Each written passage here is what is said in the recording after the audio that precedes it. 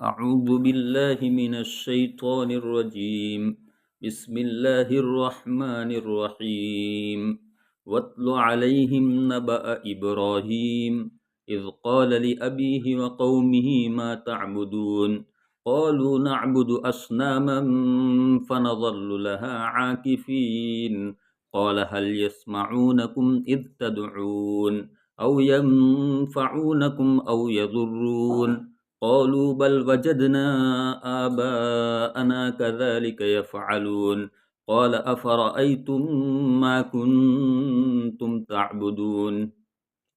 أنتم وآباؤكم الأقدمون فإنهم عدو لي إلا رب العالمين الذي خلقني فهو يهدين والذي هو يطعمني ويسقين وإذا مرضت فهو يشفين والذي يميتني ثم يحيين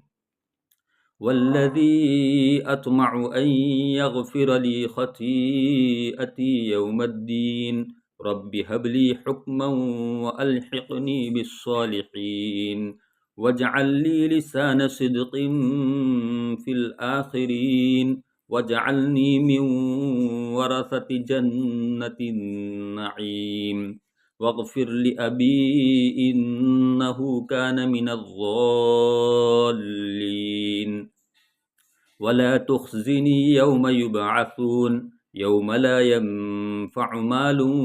ولا بنون إلا من أتى الله بقلب سليم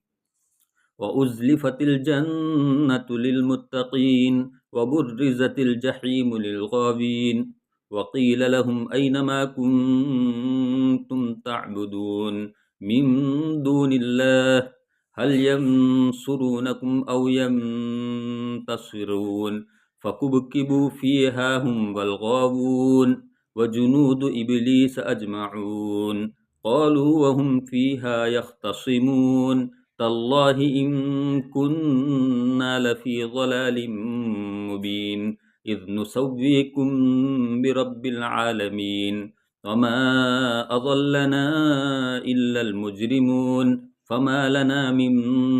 شافعين ولا صديق حميم فلو أن لنا كرة فنكون من المؤمنين إن في ذلك لآية وما كان أكثرهم مؤمنين وإن ربك لهو العزيز الرحيم.